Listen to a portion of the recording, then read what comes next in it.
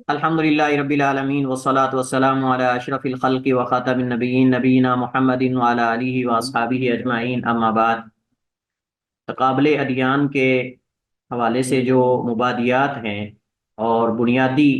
مسائل ہیں وہ ہم پڑھ رہے ہیں، اور اس پر 3 ہمارے لیکچر ہو چکے ہیں، اور آج ہمارا اس حوالے سے چوتھا لیکچر ہے، جس میں ہم فرقہ ناجیہ اہل سنت والجماعت کی خوبیاں اور علامات یہ ہم پڑھیں گے، اور اس کے بعد جو گمراہ فرقے ہیں جن کے بارے میں نبی کریم علیہ الصلوۃ والسلام نے وعید ذکر کی ہے کہ وہ سارے کے سارے آگ میں ہیں، سوائے ایک گروہ کے، جو کہ فرقہ ناجیہ طائفہ منصورہ اور اہل السنہ کا گروہ اور جماعت ہے۔ تو اس گروہ کی کیا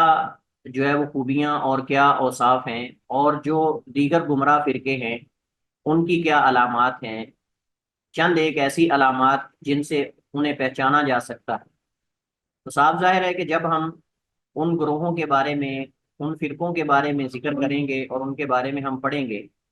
تو ضروری ہے کہ ہم اہل سنت والجماعت جو کہ فرقہ ناجیہ اور طائفہ منصورہ ہے اس کی خوبیاں اور اس کی علامات بھی ہمارے علم میں ہونی چاہیے، تاکہ ہم بصیرت اور بصارت کی بنیاد پر ہم لوگوں کو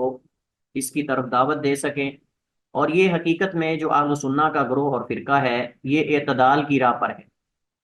اہل سنہ اعتدال میں ہے،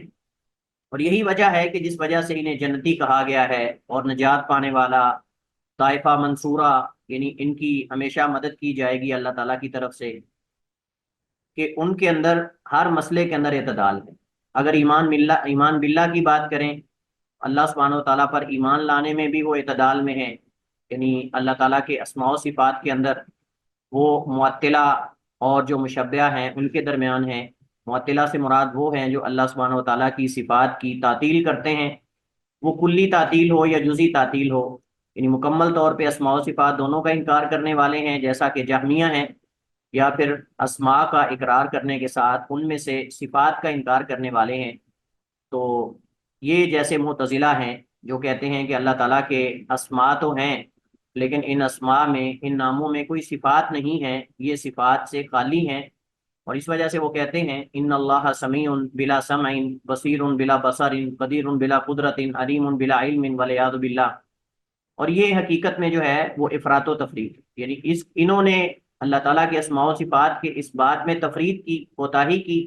اور ان کے مقابلے میں ایک دوسرا گروہ ہے جنہوں نے اللہ تعالیٰ کے اسماء و صفات کو ثابت کرنے میں مبالغہ کیا، اور انہوں نے کہا کہ اللہ تعالیٰ کا ہاتھ تو ہے لیکن ہمارے ہاتھ کی طرح ہے، اللہ تعالیٰ کی صفت عین ہماری آنکھ کی طرح ہے، یعنی اللہ تعالیٰ کو تشبیہ دی، جیسا کہ محمد بن کرامیہ کا سربراہ اور دیگر جو گمراہ فرقے ہیں جن کو مشبہہ کہا جاتا ہے۔ تو یہ افراط اور تفرید یہ ان 2 گروہوں کے اندر پائی جاتی ہے، یعنی اہل افراد جو ہیں مشبہہ ہیں اور اہل تفرید جو ہیں وہ معطلہ ہیں۔ تو اس کے مقابلے میں اہل سنت والجماعت کا فرقہ ہے، اور یہ اعتدال پر ہے، اس وجہ سے انہیں جو ہے فرقہ ناجیہ کہا جاتا ہے کہ اللہ تعالیٰ پر ایمان لانے میں اعتدال میں ہے۔ اس کے بعد ایمان بالقدر، تقدیر کے باب کے اندر بھی یہ اعتدال میں ہے، نہ تو یہ قدریہ کی طرح کلی طور پہ تقدیر کا انکار کرتے ہیں، اور نہ یہ جبریہ کی طرح کہتے ہیں کہ انسان مجبور محض ہے، عمل کرنے میں اس کا کوئی اپنا ارادہ اور اختیار نہیں ہے، بلکہ وہ کہتے ہیں کہ انسان اللہ سبحانہ و تعالیٰ کی طرف سے جو دی گئی صلاحیت ہے، جو قدرت ہے، اس کو استعمال کرتے ہوئے اپنے ارادے اور اختیار سے خیر اور شر کو اختیار کرتا ہے، اور جب وہ اپنے ارادے سے خیر اور شر کو اختیار کرتا ہے تو ضروری ہے کہ اس کا محاسبہ ہو، اس کا حساب و کتاب ہو۔ جبکہ اس کے مقابلے میں ایک گروہ ایسا ہے جو تقدیر کو ثابت کرنے میں تفرید کا شکار ہے، اور وہ معتزلہ ہیں، ان کو قدریہ کہا جاتا ہے تقدیر کے باب میں۔ اس وجہ سے وہ کہتے ہیں کہ اللہ سبحانہ و تعالیٰ کو نعوذ باللہ جب بندہ عمل کر لیتا ہے تو بعد میں علم ہوتا ہے، پہلے اللہ تعالیٰ کے علم میں نہیں۔ اور دوسری بات یہ ہے کہ وہ کہتے ہیں کہ بندوں کے جو افعال ہیں یہ اللہ تعالیٰ کی مخلوق سے خارج ہے، اللہ تعالیٰ کی مخلوق میں نہیں۔ اور اس کے مقابلے میں دوسرا گروہ ہے جو جبر کے قائل ہیں۔ جبر کا مطلب یہ ہے کہ وہ کہتے ہیں کہ انسان جو ہے وہ مجبور محض، انسان اللہ تعالیٰ اس سے نعوذ باللہ جو بھی عمل ہے وہ کروا رہا ہے، اور وہ تو یہاں تک مبالغہ کرتے ہیں، وہ کہتے ہیں کہ انسان کے پاس اپنا ارادہ اور اختیار بھی نہیں ہے، والعیاذ باللہ۔ وہ کہتے ہیں کہ انسان اگر کوئی بدکاری کا عمل کرتا ہے، کوئی برا عمل کرتا ہے تو اللہ اس سے کروا رہا ہے، نعوذ باللہ۔ اور یہ حقیقت میں بہت بڑا انکار ہے تقدیر کا۔ تو اہل سنت ان دونوں گروہوں کے درمیان میں ہے، اہل سنت ان دونوں گروہوں کے درمیان میں ہے، یعنی سلف صالحین اور اس کے بعد جو ان کے طریقہ کار پہ چلنے والے ہیں، ان کے منہج کو اختیار کرنے والے ہیں، وہ کہتے ہیں کہ انسان کے اعمال جو ہیں، ہمارے افعال جو ہیں، یہ اللہ کی مخلوق اس اعتبار سے ہیں کہ اللہ سبحانہ و تعالیٰ نے انسان کے اندر قدرت و صلاحیت رکھی، لیکن بندہ اس کا مسئول اور جواب دہ اس وجہ سے ہے کہ وہ اپنے ارادے اور اختیار سے کرتا ہے۔ لہٰذا تقدیر کے باب کے اندر بھی اہل سنت والجماعت وسط میں ہے، اعتدال میں ہے، اور درمیان کی راہ پر ہے، نہ افراد کا شکار ہے نہ تفرید کا شکار ہے۔ اگر ہم ایمان کی بات کریں، یعنی عام جو ایمان کی بحث ہے، اس کے اندر بھی کچھ لوگ کہتے ہیں کہ ایمان خالی زبان سے اقرار کر لینا کافی ہے، اور کچھ لوگ کہتے ہیں کہ دل سے تصدیق کر لینا کافی ہے، بلکہ یہاں تک بعض لوگوں نے کہا کہ دل کے اندر اللہ کی اگر معرفت ہے تو یہی ایمان کے لیے کافی، زبان سے اقرار کرنا، عمل کر کے دکھانا یہ ضروری نہیں۔ اگر دل کے اندر ایک بندے نے اللہ تعالیٰ کو پہچان لیا نا کہ دنیا کا کوئی خالق ہے، تو بس یہ اس کے مومن ہونے کے لیے کافی ہے، نہ عمل کی ضرورت ہے نہ اقرار کی ضرورت ہے۔ اور ایک تیسرا گروہ ہے جس نے کہا کہ زبان سے اقرار اور دل سے تصدیق کافی ہے، عمل کی ضرورت نہیں، انہوں نے عمل کو ایمان سے خارج کر دیا۔ اسی مسئلے کے اندر، ایمان کے مسئلے کے اندر بھی اہل سنت والجماعت جو ہیں وہ وسط میں ہے، اعتدال پہ ہے، درمیان میں ہے افراد اور تفرید کے۔ اس وجہ سے ان کی تعریف کی جاتی، اور اس وجہ سے یہ ایک ایسا موقف ہے کہ جس موقف کو آپ سمجھ لیں کہ اس پر کوئی اعتراض نہیں ہو سکتا، کیونکہ صاف ظاہر ہے کہ یہ احتیاط پر مبنی موقف ہے اور یہ افراد اور تفرید کے درمیان ہے۔ اسی طرح اگر ہم بات کریں یعنی صحابہ کرام کے مسئلہ امامت اور خلافت کی اگر ہم بات کریں، تو اس کے اندر بھی اہل سنت جو ہیں وہ ناصبہ اور رافضہ کے وسط میں ہیں، اعتدال میں ہیں۔ یہ خلاصہ ہے جو ہم فرقے پڑھیں گے، جو ہم گروہ پڑھیں گے، ان کے بارے میں اہل سنت کیسے اعتدال پہ ہے۔ باقی ساری تفصیلات انشاءاللہ جب ان میں ہر ایک گروہ کا تعارف آئے گا تفصیل سے، اس پہ انشاءاللہ ہم بات کریں گے۔ تو اہل سنت والجماعت جو ہیں وہ کئی ایک نمایاں صفات رکھتے ہیں، اور ان کی کئی ایک خوبیاں اور علامات اور صفات ہیں جن سے وہ پہچانے جاتے ہیں۔ ان میں چند ایک معروف جو ہیں وہ انشاءاللہ ہم پڑھیں گے، باقی مزید ساتھ ساتھ انشاءاللہ جب ہم تقابل کریں گے اور جب ہم موازنہ کریں گے ان کا دیگر گروہوں کے ساتھ، تو انشاءاللہ ساتھ ساتھ یہ چیزیں ہمارے آتی رہیں۔ تو سب سے پہلی چیز جس میں یہ نمایاں ہے وہ یہ ہے کہ امت میں سب سے زیادہ حق کو پہچاننے والے، امت میں سے سب سے زیادہ حق کے اوپر ہیں اور حق کو پہچاننے والے، یہ اہل سنت کی خوبی اور علامت ہے۔ اگر آپ کسی قرآن کی آیت کے بارے میں، اگر آپ نبی کائنات علیہ الصلوۃ والسلام کی کسی حدیث کے بارے میں اگر صحیح مفہوم چاہتے ہیں، اگر صحیح تفسیر قرآن کی چاہتے ہیں، تو آپ کو اہل سنت سے ملے گی۔ اگر آپ کسی معتزلی کے پاس جائیں گے تو وہ آپ کو اپنے انداز سے تفسیر کرے گا، اگر آپ کسی بدعتی آدمی کے پاس جائیں گے وہ آپ کو اپنے انداز سے تفسیر کرے گا، اگر آپ کسی مستشرق کے پاس جائیں گے تو وہ اپنے انداز سے تفسیر کرے گا۔ لیکن اگر قرآن کا صحیح مفہوم آپ کو چاہیے، اگر نبی کائنات علیہ الصلوۃ والسلام کی حدیث کی صحیح تفسیر اگر آپ کو چاہیے، تو وہ اہل سنت کے پاس آپ کو ملے گی۔ اہل سنت کے جو علماء ہیں، سلف صالحین ہیں، ان سے آپ کو یہ تفسیر ملے گی، اور یہ اہل سنت کا منہج قرآن کی تفسیر کا اور نبی کائنات علیہ الصلوۃ والسلام کی حدیث کی تشریح کا یہ محتاط ہے اور احتیاط پر مبنی ہے۔ جبکہ اس کے مقابلے میں دیگر جو گروہ ہیں ان کے اندر آپ دیکھیں گے کہ تعصب ہے، تعصب کے ساتھ ساتھ جو ہے بعض دفعہ خیانت بھی ہوتی ہے، تدلیس بھی ہوتی ہے، اور اس کے علاوہ تلبیس بھی ہوتی ہے، اور اسی طرح جو ہے وہ یعنی حق کو چھپانا اور کئی چیزیں، جیسا کہ ہم انشاءاللہ آگے جب ان کے اوصاف پڑھیں گے تو اس کے اندر آپ کو یہ چیزیں نظر آئیں۔ اس کے بعد دوسری جو ان کی خوبی ہے اہل سنت کی، فرقہ ناجیہ اور طائفہ منصورہ کی، وہ یہ ہے کہ امت میں سے سب سے زیادہ آپس میں ایک دوسرے پر اور مخلوق پر رحم کرنے والے۔ سلف صالحین کی زندگیاں اگر آپ پڑھیں، ائمہ اعظام کی، اگر کسی مسئلے پر جزوی ان کا اختلاف ہو بھی جاتا تو اس شرعی مسئلے میں رائے کے اختلاف کی وجہ سے ایک دوسرے کی عزتوں کو نہیں اچھالا کرتے۔ جیسے ہمارے ہاں کسی شرعی مسئلے میں اختلاف کی بنیاد پر جو ہے وہ ایک دوسرے کی عزت کو اچھالا جاتا ہے، اور جو ہے وہ سوشل میڈیا پر اس کو بدنام کیا جاتا ہے، نام لے کر جو ہے وہ لوگوں کی عزتوں پہ حملہ کیا جاتا ہے، حالانکہ مسئلہ کوئی فقہی ہوتا ہے۔ فقہی آراء میں سے کسی ایک رائے کے اندر اختلاف ہو جاتا ہے، ایسا نہیں ہوتا تھا۔ اہل سنت والجماعت جو ہے وہ آپس میں ایک دوسرے پر اور مخلوق پر رحم کرنے والے سب سے زیادہ ہوتے ہیں، اور اسی طرح اپنے مد مقابل پر لوگوں میں سے سب سے زیادہ رحم کرنے والے، اپنے مد مقابل پر بھی لوگوں میں سے سب سے زیادہ رحم کرنے والے ہیں، اور اختلاف اختلاف رائے کے جو آداب ہیں اس سے وہ انتہا درجے کی واقفیت رکھتے ہیں۔ چوتھی بات یہ ہے کہ لوگوں میں سے سب سے زیادہ حق کی طرف رجوع کرنے والے اور اس کے تابع ہونے والے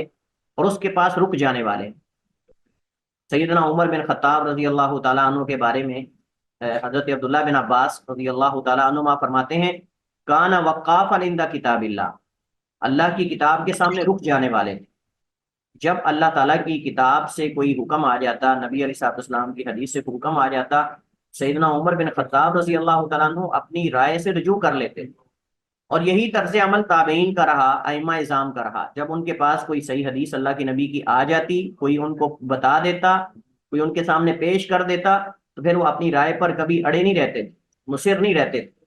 جیسے ہمارے ہاں آپ قرآنی آیات دکھاتے رہیں، احادیث دکھاتے رہیں، وہ کہیں گے نہیں ہم تو اپنی رائے کو چھوڑنے کو تیار نہیں ہیں، ہم تو اپنے موقف کو نہیں چھوڑنے کو تیار ہیں۔ بعض لوگوں نے اس قدر تعصب کی انتہا کر دی، انہوں نے کہا کہ جو بھی قرآن کی آیت یا حدیث ہمارے امام کے مذہب اور موقف کے خلاف ہوگی یا اس کے فتوے کے خلاف ہوگی، ہم یا تو اس کو منسوخ مانیں گے یا پھر اس کی امام کے قول کے مطابق جو ہے وہ ہم تعویل کریں گے۔ تو اہل سنت جو ہیں وہ حق کی طرف رجوع کرتے ہیں، جہاں سے بھی ان کو حق مل جاتا ہے اس کو تسلیم کرتے ہیں اور اس کو قبول کرتے ہیں، اور اس کے تابع بھی ہوتے ہیں۔ صرف خالی زبان سے وہ حق کو قبول کرنے کی بات نہیں کرتے، زبان سے حق کو قبول کرنے کا دعویٰ نہیں کرتے، بلکہ حق کے تابع ہونے والے ہوتے ہیں اور اس کے بعد رک جانے والے ہوتے ہیں۔ اسی طرح اہل سنت کے اوصاف میں سے پانچواں وصف اور پانچویں خوبی یہ ہے کہ مخالف پر قدرت پا لینے کے باوجود اس سے درگزر کرنے میں سب سے آگے، مخالف پر قدرت پا لینے کے باوجود اس سے درگزر کرنے میں سب سے آگے۔ اس کے مد مقابل اگر کوئی سنی کسی بدعتی یا کسی دوسرے گروہ کے درگے میں آ جائے تو وہ کبھی بھی رحم کرنے والے نہیں۔ لیکن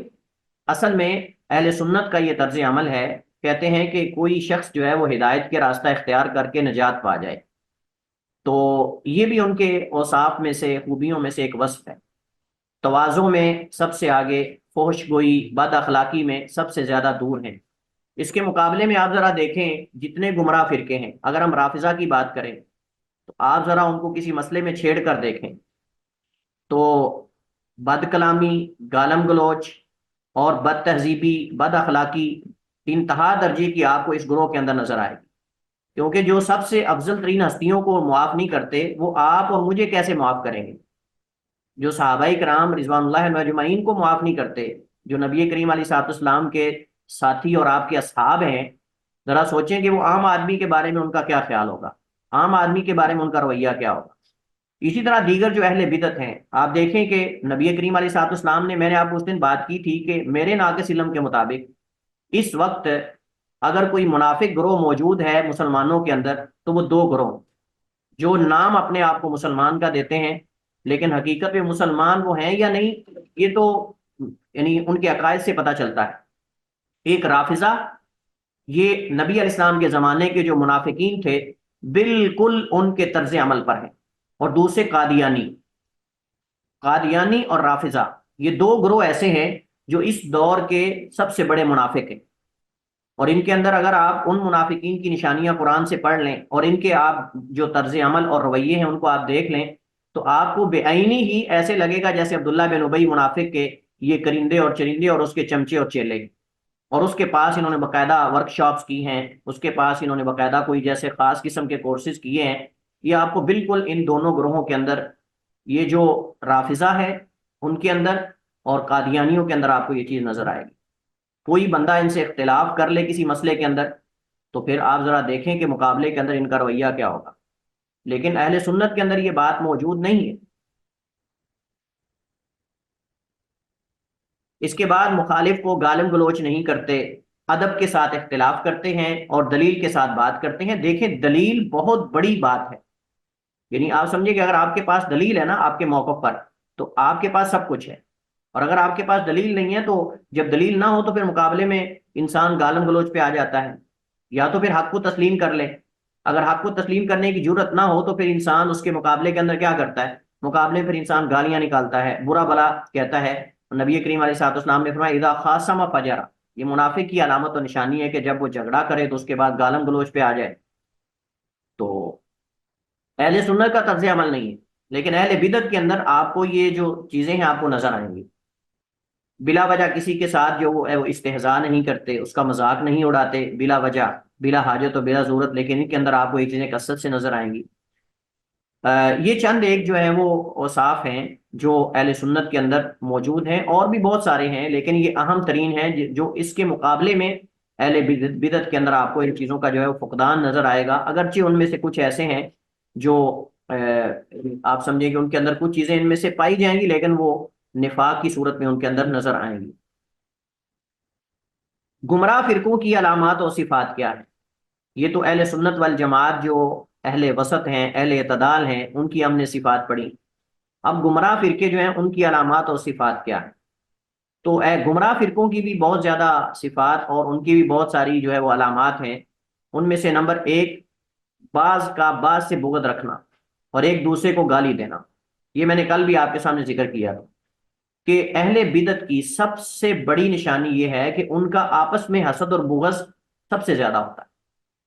ایک دوسرے کی سب سے پہلے تکفیر کرتے ہیں پھر دوسروں کی طرف منتقل ہوتے ہیں۔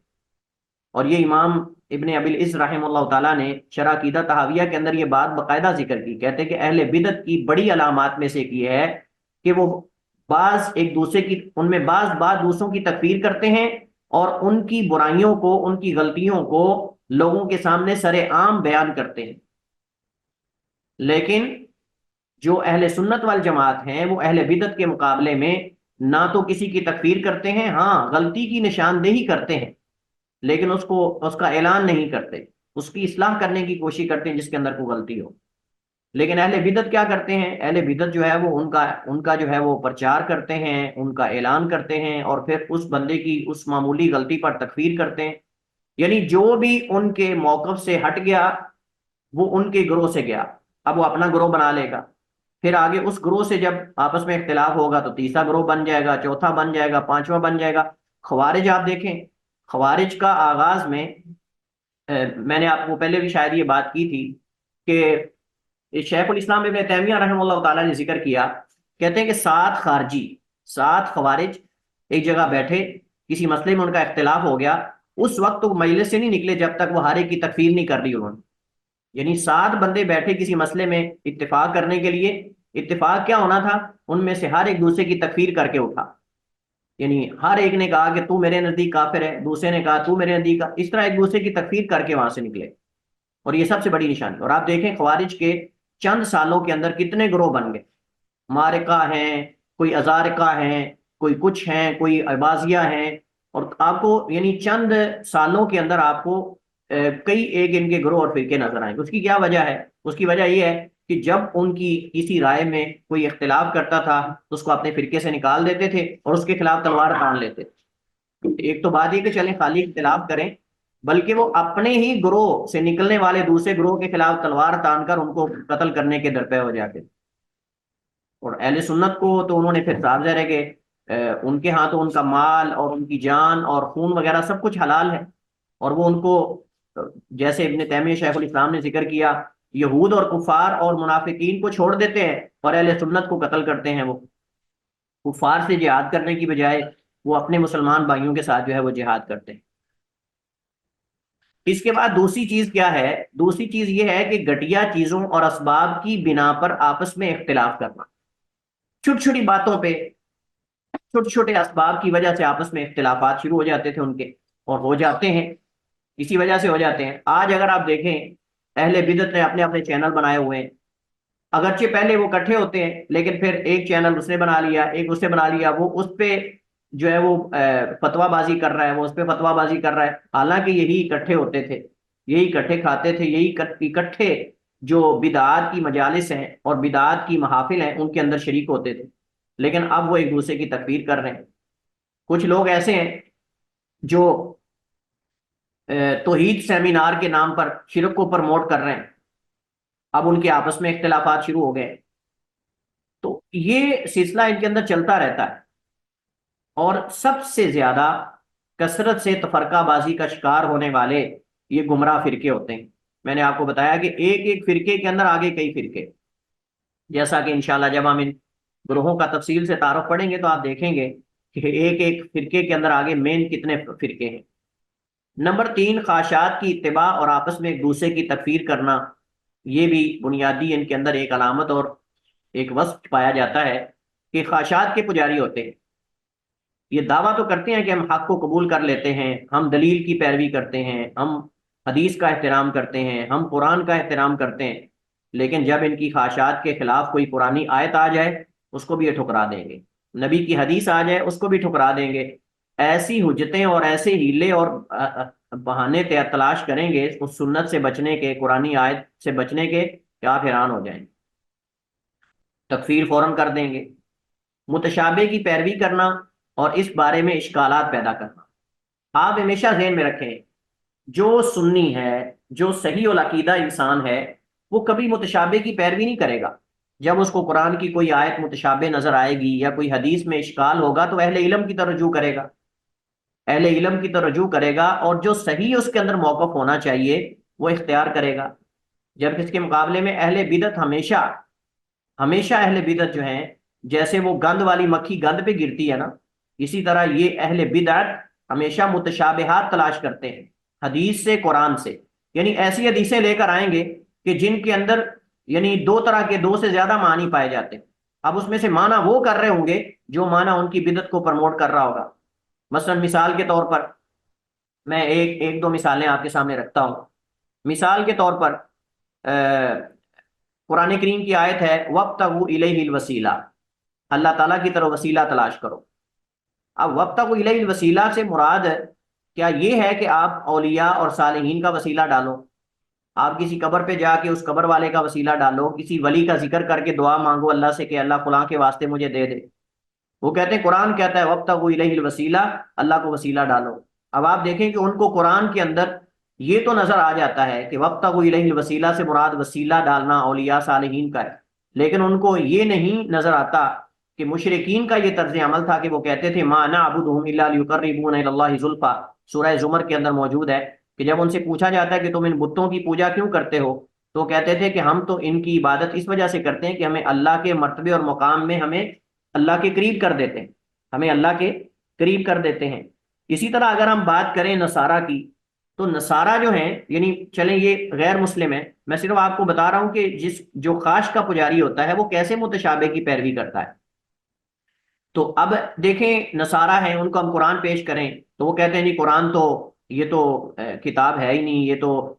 بنائی ہوئی ہے، اور اس کے اوپر اشکالات وارد کرتے ہیں۔ تو پھر وہ کہتے ہیں کہ جب دوسری طرف آتے ہیں تو قرآن سے ہی عقیدہ تسلیث ثابت کرتے ہیں، کہتے ہیں قرآن سے جو ہے وہ 3 معبودوں کا تصور ملتا ہے۔ اچھا جی کہاں سے 3 معبودوں کا تصور ملتا ہے؟ کہتے ہیں عربی زبان میں 3 جمع کی علامت، یعنی کم از کم 3 جمع کے لیے بولا جاتا ہے، لہذا اب ابن روح القدس 3 مل کر ایک الہ بنتا ہے، اور قرآن میں اس وجہ سے اکثر جگہوں پر آتا ہے انا نحن، یا نحنو، اور جمع کے الفاظ اس وجہ سے آتے ہیں کیونکہ نعوذ باللہ اللہ تعالیٰ جو ہے وہ الہ اور معبود 3 ہیں، یعنی 3 حصے ہیں، اب ہے، ابن ہے، روح القدس ہے۔ اچھا ان کو یہ نظر آ جاتا ہے کہ انا نحن نزلنا الذکر و انا لہ لحافظون، یہ نحن نزلنا الذکر جو ہے یہ، اور اسی طرح انا اعطیناک الکوثر، اور اسی طرح ونحن اقرب الیہ من حبل الورید، اور اسی طرح جو ہے وہ دیگر جو جمع کے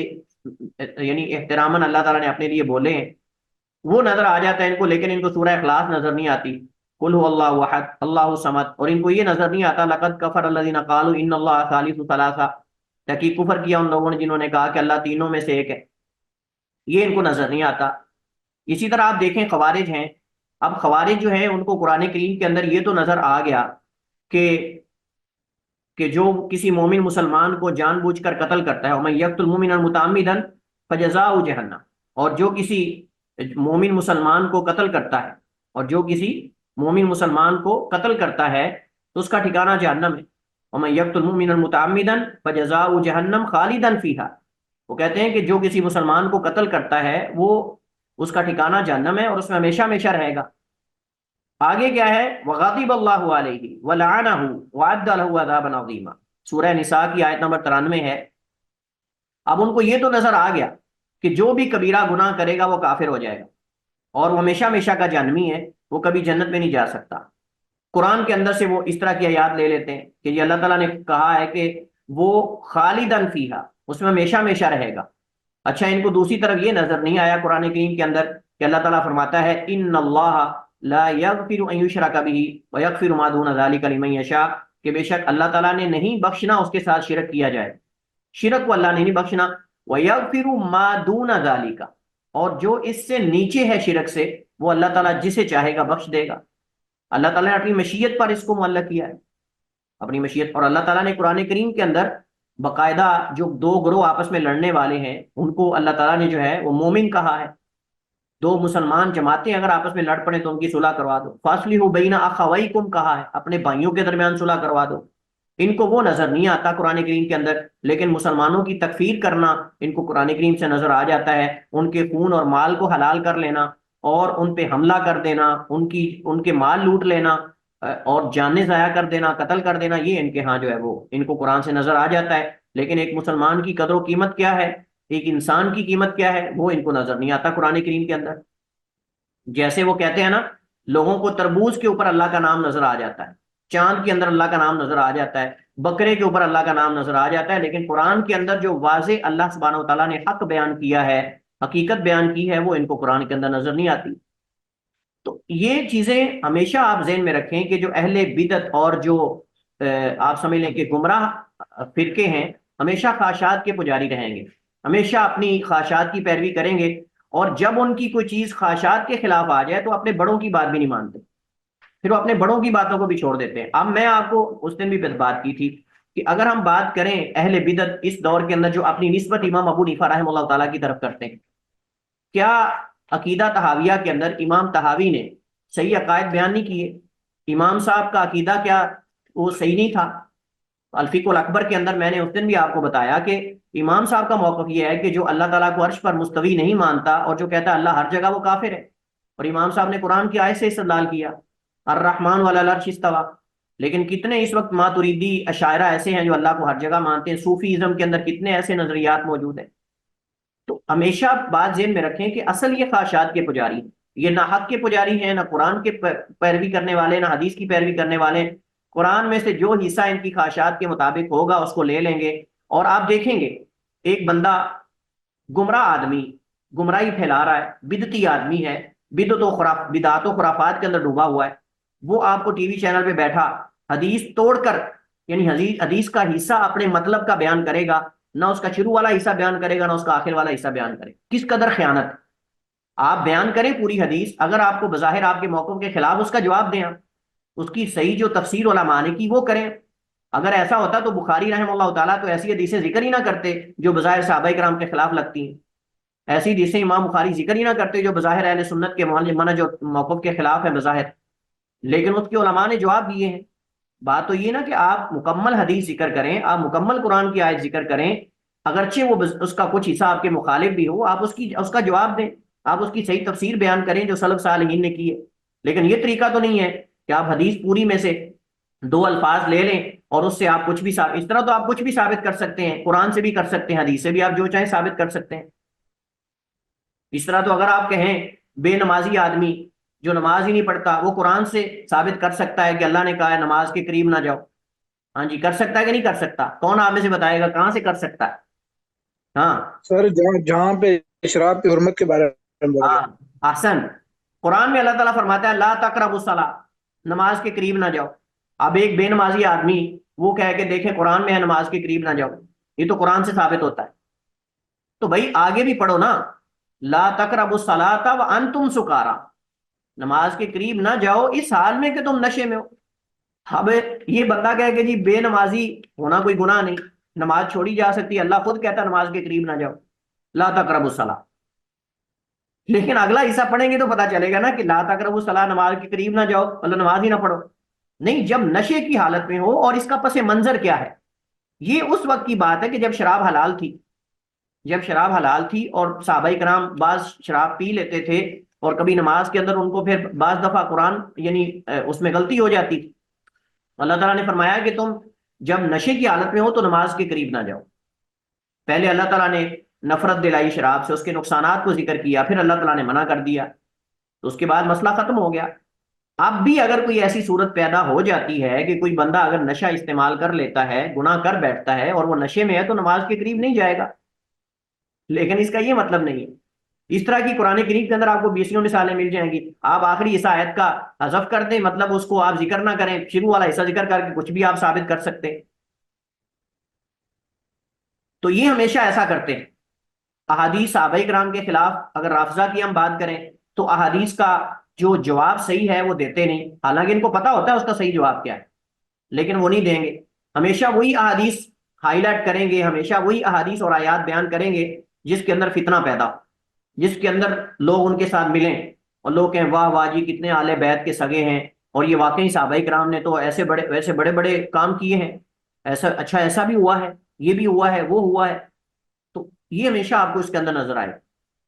اہل سنت و جماعت سے بغض رکھنا، اہل سنت و جماعت سے بغض رکھنے میں انتہا ہے گمراہ فرقوں کی، کیونکہ آپ دیکھیں کہ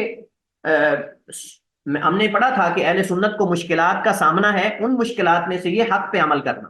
سنت پہ عمل کرنا فتنوں کے زمانے کے اندر، کہ جب فتنے کثرت سے ہوں گے، شہوات کا فتنہ، شبہات کا فتنہ، اس وقت کیا ہوگا؟ اس وقت سنت پہ عمل کرنا، حق پہ عمل کرنا سب سے زیادہ مشکل ہوگا۔ اور یہ ہمارا یہ دور اور ہمارا یہ زمانہ ہے۔ تو آپ دیکھیں کہ اہل سنت سے بغض رکھنا یہ ان کی بڑی نشانی ہے، اور بغض کے اندر آ کر وہ حد درجے کی آپ سمجھ رہے کہ بدتمیزی پر اتر آتے ہیں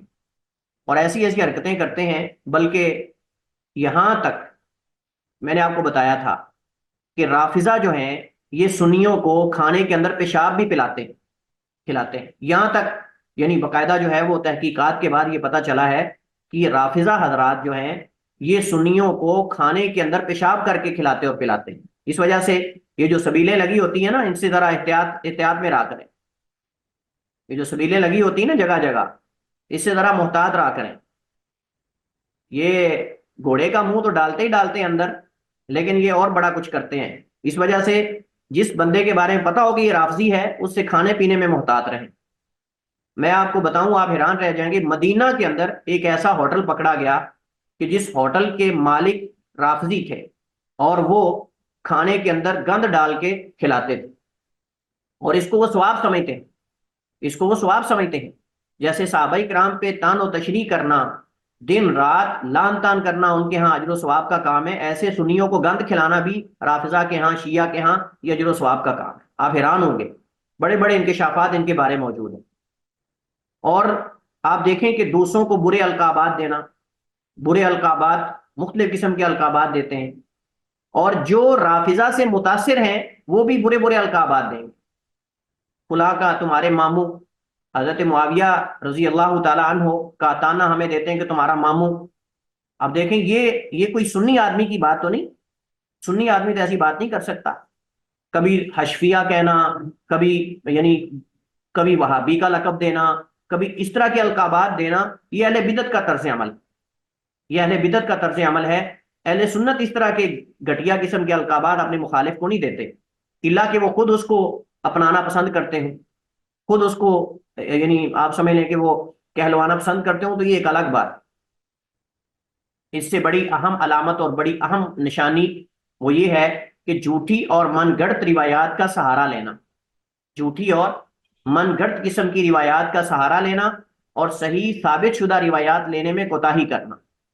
یہ اہل بدعت کی سب سے بڑی نشانیوں میں سے نشانی ہے۔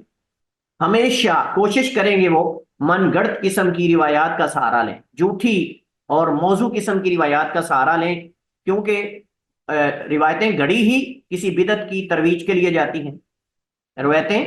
روایات گھڑی ہی کسی بدعت کی ترویج کے لیے، اس کی تائید کے لیے، اس کو پھیلانے کے لیے، اس کو پروموٹ کرنے کے لیے، اور اس کو لوگوں کے اندر عام کرنے کے لیے اصل میں حدیث گھڑی گئی۔ کئی لوگوں نے حدیثیں اس وجہ سے گھڑی، حدیث گھڑنے کے کئی ایک اسباب ہو سکتے ہیں نا،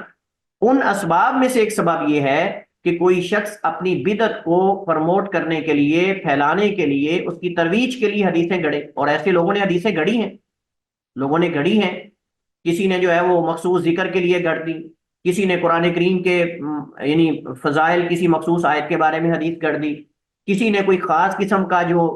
ورد ہے اس پر گڑھ دی، کسی نے میلاد منانے پر گڑھ دی،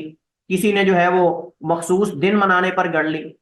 یعنی انہوں نے ہر چیز کے بارے میں، آپ کو حدیثیں ان سے مل جائیں گی، اور وہ کیا کرتے ہیں، احادیث پہ صحابہ کرام کی طرف منسوب کرتے ہیں، صحابہ کرام کی طرف منسوب کرتے ہیں، فلاں خلفائے راشدین میں سے فلاں صحابی نے ایسا کیا، فلاں صحابی نے ایسا کیا، حالانکہ ان کی کوئی سند ہی نہیں ہوتی، ان کی کوئی اصل ہی نہیں ہوتی، کیونکہ صحیح حدیث کے اندر تو ان کو ان کی خواہشات کے مطابق نہیں نہ ملے گا، صحیح حدیث کے اندر تو ان کی بدعات کا توڑ ہوگا۔ اس وجہ سے کئی اہل بدعت کو سیدنا ابو ہریرہ رضی اللہ تعالیٰ عنہ سے عداوت اس وجہ سے ہے کہ ان سے زیادہ تر حدیث سنت کی مطابقت اور سنت کو مضبوطی سے تھامنے اور اس طرح سنت پہ عمل کرنے کے بارے میں، اور ایسی روایات نہیں بیان کریں گے، وہ ایسی روایات کی طرف جائیں گے بھی نہیں۔ سب سے بڑی بات تو یہ ہے کہ ان کو صحیح بات سے بڑی چڑ ہے، صحیح بخاری سے ان کو بڑی چڑ ہے، صحیح بخاری پر بڑی عجیب و غریب قسم کے امام بخاری کو القابات دیتے ہیں، اور بعض دفعہ جب وہ دورہ حدیث کرواتے ہیں تو دورہ حدیث بس نام کا کرواتے ہیں، کہتے ہیں امام بخاری نے اس حدیث پہ اپنا بخار یوں نکالا ہے، یہاں تک وہ امام بخاری کو کہتے ہیں امام بخاری نے اس حدیث پہ اپنا بخار یوں نکالا ہے، چلے آگے۔ ایک ہمارے ساتھی بتاتے ہیں،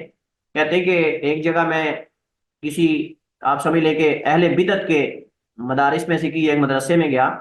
تو کہتا ہے کہ میں نے کہا دیکھتا ہوں یہ دورہ حدیث کیسے کرتے ہیں، تو کہتے ہیں کہ ایک استاد صاحب بیٹھ گئے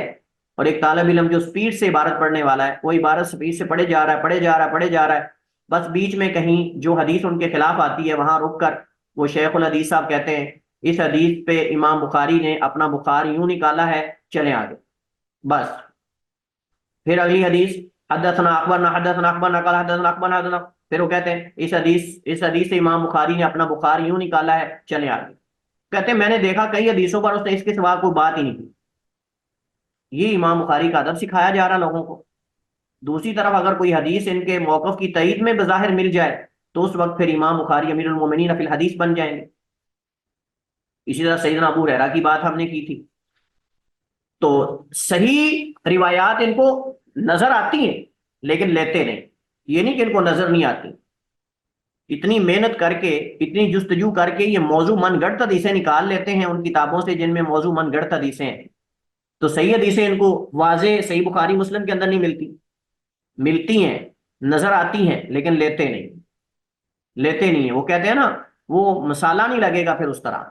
صحیح حدیثوں کے اندر، تو اس کے اندر وہ کہتے ہیں جی مزہ ہی نہیں آتا، وہ لذت ہی نہیں آتی جو من گڑت حدیثوں کے اندر ہوتی ہے، کیونکہ اس میں مسالہ چورن لگا ہوتا ہے نا، وہ گڑی اس وجہ سے جاتی ہیں تاکہ لوگ آہا کر اٹھیں۔ اچھا، اس کے بعد ساتویں چیز ان قصص اور واقعات کی تصدیق کرنا جن کی نہ تو عقل تصدیق کرتی ہو اور نہ ان پر کوئی دلیل اور حجت قائم ہو۔ اللہ اللہ اللہ، یہ تو انتہا ہے نا، ایسے ایسے واقعات، ایسے ایسے قصے کہانیاں سن کے وہ تصدیق کر رہے ہوتے ہیں اور اوپر سبحان اللہ بھی کہہ رہے ہوتے ہیں، اور جناب اس پہ آپ دیکھیں کہ حیران ہو جائیں گے آپ، عقل سن کر حیران ہو جاتی ہے۔ بابا جی 40 سال کچے دھاگے سے لٹکے رہے، بابا جی 40 سال تک کنویں میں کچے دھاگے سے لٹکے رہے، اس پہ جناب نعرہ تکبیر اور نعرہ حیدری لگ جاتے ہیں، اس پہ جناب آپ ذرا دیکھیں لوگوں کے جوش اور جذبہ دیکھنے والا ہوتا ہے۔ اور پیر عبد القادر جیلانی رحمہ اللہ تعالیٰ کا گدھا جو ہے وہ اس زمانے کے عالم سے بھی بڑا عالم تھا۔ یہ قصہ میں ابھی کل پرسوں سن رہا تھا، ایک خطیب صاحب اچھے خاصے دانا سیانے بیبے آدمی لگ رہے تھے شکل سے، وہ کہہ رہے ہیں کہ پیر عبد القادر جیلانی کا جو گدھا تھا نا، یعنی ان کی جو سواری تھی، وہ گدھا وہ اس دور کے بڑے عالم سے بھی زیادہ عالم تھا، یعنی انسانوں میں سے جو بڑا عالم اس وقت تھا نا ان سے بھی زیادہ وہ عالم، اور وہ کہہ رہے ہیں سبحان اللہ، اس پہ جناب سبحان اللہ ہو رہی۔ آپ ذرا بات کریں، گدھے کو گدھا کہا ہی اس وجہ سے جاتا ہے کہ وہ گدھا ہے، اور کہتے ہیں فلاں بندہ گدھے کی طرح ہے، کیوں کہتے ہیں؟ بے وقوفی کے اندر۔ لیکن وہ کہہ رہا ہے جی پیر عبد القادر جیلانی کا جو گدھا ہے وہ تو اس زمانے کے بڑے عالم سے بھی بڑا عالم ہے۔ کوئی بات کرنے والی کرو، آپ انسان ہو، آپ عقل مند ہو، اب زمانہ وہ نہیں رہا قصے کہانیوں والا، آپ کن لوگوں سے مخاطب ہو؟ اور حیرانگی ہوتی ہے ایسے لوگوں پر جو پھر بھی سامنے بیٹھ کے واہ واہ کر رہے ہوتے ہیں۔ اور شرم اور حیا نام کی بات ہی کوئی نہیں ہوتی، پتہ نہیں اتار کے رکھ کے آتے ہیں۔ تو یہ آپ کو جو ہے وہ چیز ملے گی، اس کے اندر کوئی دلیل اور حجت ہی نہیں۔ اچھا تھوڑا سا بندہ اگر تکنیکی انداز میں ان سے بات کرے نا، اس طرح کے واقعات میں تکنیکی انداز میں، اب یہ جو واقعہ ہے مثلا کہ وہ بابا جی جو ہیں وہ الٹے لٹکے رہے کچے دھاگے سے کنویں کے اندر، اب اگر ہم اسی پہ ان سے بات کر لیں، اچھا جی پیر صاحب کو کیا پڑی تھی، بابا جی کو کیا پڑی تھی کہ وہ الٹے دھاگے سے لٹکے رہے؟ اچھا پھر 40 سال تک نمازیں کہاں گئیں؟ کہتے جی وہ نمازیں دل کی ہیں، آپ لوگ گستاخ ہو، آپ نہیں پہچان سکتے۔ اچھا جی پھر قضائے حاجت وغیرہ بھی تو کرتے ہی ہوں گے، وہ کہاں جاتی ہوگی؟ کھانا پینا وہ کوئی بھوک پروف اور پیاس پروف تو نہیں تھے؟ یعنی یہ ساری چیزیں بندہ ان سے پوچھے نا، میں بڑا حیران ہوتا ہوں کہ سامنے بیٹھنے والے بندے کیا کر رہے ہوتے ہیں، ان کے پاس عقل اللہ نے نہیں دی، کیسے چپ کر کے مزے سے سن رہے ہوتے ہیں اور آشش کر رہے ہوتے ہیں۔ میں حیران ہوتا ہوں۔ ہمیں اللہ تعالیٰ قرآن کریم میں فرماتا ہے کہ افلا یتدبرون القرآن ام علی قلوب اقفالها، کہ قرآن کریم پہ یہ تدبر کیوں نہیں کرتے، یا ان کے دلوں پہ تالے لگ گئے؟ افلا تعقلون، کیا تم عقل نہیں رکھتے؟ کیوں اللہ تعالیٰ نے بار بار ہمیں غور و فکر کرنے کا، سوچنے کا حکم دیا ہے؟ اگر ہم نے سوچنا نہیں، اللہ نے عقل ایک نعمت دی ہے، اتنی بڑی نعمت ہے کہ اس سے بڑی کوئی نعمت نہیں، اس سے پوچھیں جس کے ہاں فقدان ہے عقل کا۔ اللہ نے اگر عقل دی ہے اتنی قیمتی چیز، تو ہم اس کو استعمال کریں، حق کو جانچنے میں استعمال کریں، دنیا کو جانچنے میں ہم کرتے ہیں لیکن حق کو جانچنے کے اندر ہم عقل کو استعمال ہی نہیں کرتے۔ کتنے ہم میں سے عقل سے پیدل ہوئے ہوتے ہیں۔ 8ویں اور آخری چیز سنت نبویہ کا عدم اہتمام۔ اللہ، یہ تو ایک بڑی نشانی ہے اہل بدعت کے اندر، سنت کا فقدان نظر آئے گا۔ ان سے پوچھ لینا فلاں سنت کو جانتے ہو؟ اللہ جانتا ہے وہ سنت سے قریب قریب بھی واقف نہیں ہوں گے۔ ان سے پوچھ لو نا ایام 20 کے روزے کیا ہوتے ہیں؟ اچھا جی ایام 20 کے روزے بھی ہوتے ہیں، سوموار اور پیر کا روزہ۔ اچھا جی فلاں سنت سے واقف ہو، فلاں نبی علیہ السلام کے طریقے سے؟ نہیں جی ہمیں تو پتہ ہی نہیں، ہمیں تو بس یہ بتایا گیا ہے کہ 3500 دفعہ آپ نے فلاں ذکر پڑھنا ہے، ورد کرنا ہے، تو آپ دنوں دن ہی امیر بن جائیں گے، آپ شام تک جو ہے وہ آپ کی لاٹری لگ جائے گی، آپ 100 دفعہ درود پڑھو گے تو شام ہونے سے پہلے آپ کی دکان یعنی مالا مال ہو جاؤ گے آپ۔ ان کو تو یہ پتا ہے بس، یا ان کو یہ پتا ہے کہ فلاں پیر صاحب نے کہا کہ فلاں بندہ سانپ ڈسنے سے مرے گا۔ اچھا جی پھر کیسا ہوا؟ کہتے ہیں وہ بندے کو پتا چل گیا کہ پیر صاحب نے مجھے کہا کہ تم سانپ ڈسنے سے مرو گے، لہذا وہ باہر جاتا ہی نہیں تھا۔ کیوں جی؟ کیونکہ پیر صاحب نے کہا۔ اچھا گھر کی چھت پہ وہ سوتا تھا۔ اچھا چونکہ پیر صاحب نے کہا ہوا تھا کہ اس نے سانپ ڈسنے سے مرنا ہے، کہتے ہیں ایک چیل نے، ایک زمیندار نے پانی لگایا ہوا تھا، تو اس نے وہ کسی جو ہوتی ہے نا جس سے وہ پانی وغیرہ لگاتے ہیں، تو اس نے کاٹ دیا سانپ کو، تو سانپ کا اگلا حصہ جو ہے وہ چیل نے اٹھایا اور لا کے سوئے ہوئے کے اوپر پھینک دیا، وہ مر گیا۔ کہتے ہیں سبحان اللہ، بابا جی کی جو کرامت ہے پوری ہوگی۔ لیکن یہ اس طرح کے قصص اور واقعات تو آتے ہیں، لیکن سنت ان سے پوچھ لینا آپ ذرا، وہ نبی کی 4-5 سنتیں ہمیں بتا دیں، تو وہ اتنے جاہل سنت سے نظر آئیں گے کہ جیسے پہلی دفعہ سن رہے ہیں۔ اور پھر کیا ہے، چلیں ٹھیک ہے بھائی، آپ کو اگر سنت معلوم نہیں کوئی بات نہیں، ہو جاتا ہے ایسا۔ اگر سنت کوئی آپ کو بتا رہا ہے، سنت سے آگاہ کر رہا ہے، تو اسے قبول کرنے میں پھر ہیلے کریں گے، نہیں اصل میں یہ ایسے ہے، یہ ویسے ہے۔ یہ آپ لوگ ہر ایک کی اپنی اپنی حدیثیں ہیں، ہر ایک کے اپنے اپنے مولوی ہیں، اپنے اپنے مسئلے ہیں۔ ہم جہاں لگے ہوئے ہیں صحیح لگے ہوئے ہیں، ہمیں مولوی صاحب نہ چھیڑو، ہم جہاں لگے ہوئے ہیں ہم صحیح لگے ہوئے ہیں، ہمیں نہ چھیڑو آپ، جہاں کوئی لگا ٹھیک لگا ہے۔ یہ قاعدہ بڑا غلط ہے، جہاں کو لگا ٹھیک لگا ہے۔ اگر یہ قاعدہ اپلائی کیا جائے تو نبی علیہ الصلوۃ والسلام نے اتنی ماریں کیوں کھائی ہیں؟ نبی علیہ السلام کو زخمی کر دیا جاتا، اللہ کے نبی علیہ السلام فرماتے ہیں کہ والا کہ مجھے اللہ کی راہ میں جتنا ڈرایا گیا اتنا کسی کو نہیں ڈرایا گیا۔ کیوں اللہ کے نبی سے اتنی مشکلات اٹھا رہے ہیں؟ اگر جہاں کو لگا ہے صحیح لگا ہے تو آپ چھوڑ دیتے اہل مکہ کو، جہاں لگے ہو ٹھیک لگے ہو۔ اگر کوئی بندہ کسی کے گھر کے اندر کوئی برائی کر رہا ہو تو گھر والا کہے کہ ٹھیک ہے جی اس کو لگا رہنے دو، جہاں لگا ہے کوئی ٹھیک لگا ہوا ہے۔ نہیں، کچھ ہمیں ہوش و حواس سے بات کرنی چاہیے، تو پھر ہیلے کریں گے، تعویلات کریں گے، اور اس کی قبولیت کے لیے اپنی طرف سے زائد شروط لگا دیں گے تاکہ لینا ہی نہ پڑے، سیدھا کہہ دیں کہ پھر ہم لیتے ہی نہیں۔ نہیں، اس کے اندر یہ شرطیں ہونی چاہیے، راوی ایسا ہونا چاہیے، اس کا عمل اس کے خلاف نہیں ہونا چاہیے، فلاں نہیں ہونا چاہیے، فلاں نہیں ہونا چاہیے۔ وہ شرطیں لگا کر ہی جان بچا لیتے ہیں حدیث سے، یا پھر ہیلے کریں گے۔ ہیلا شریعت سے بھاگنے کا ہیلا ہوتا ہے اصل میں۔ علم الادیان قرآن کریم کی روشنی میں ہم نے کہا تھا کہ قرآن کے اندر بھی علم الادیان، تقابل ادیان کا ذکر ہے. اللہ تعالیٰ نے کئی ادیان کا ذکر کیا اور ان کے کئی اعمال کا ذکر کیا، ان کے کئی باطل عقائد کا اللہ تعالیٰ نے ذکر کیا. قرآن کریم وہ کتاب ہے جو دعوت اور ہدایت، اسی وجہ سے اللہ تعالیٰ نے اس میں لوگوں کے گزشتہ ادیان کو ذکر کیا ہے، کیونکہ یہ ان لوگوں کو دعوت دینے کے وسائل میں سے ایک وسیلہ ہے. اہل باطل کے باطل، اس کے بطلان کی وجوہات کو ذکر کرنے کے ساتھ ساتھ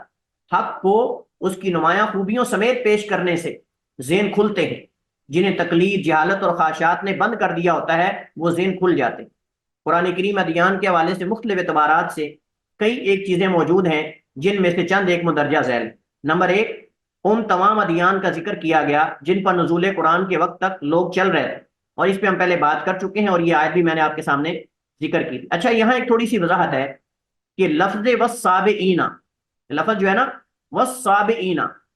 اس کی اس دن میں نے وضاحت نہیں کی تھی، اور اس پہ مفسرین کا اختلاف ہے اور مختلف آراء ہیں کہ والسابئین سے مراد کیا ہے. اچھا، سیاق و سباق سے دیکھا جائے گا کہ یہاں مدح کے سیاق میں ہے یا مذمت کے سیاق میں. سابئین کے ایک معنی تو قابل مدح ہے، قابل تعریف ہے، اور ایک سابئین کا معنی قابل مذمت ہے. اگر سابئین کا معنی قابل مذمت تو اس سے مراد جو ہے، اس سے مراد یعنی وہ عراق وغیرہ کے لوگ جو سمجھ لیں کہ کسی الہ کو نہیں مانتے تھے، کسی معبود کو نہیں مانتے تھے، یا اس میں سے کسی کے قائل نہیں تھے، یعنی شرک پہ عمل کرنے والے، شرک پہ چلنے والے لوگ تھے. ایک تو وہ گروہ ہے، یعنی جو ستاروں کی پوجا کرنے والے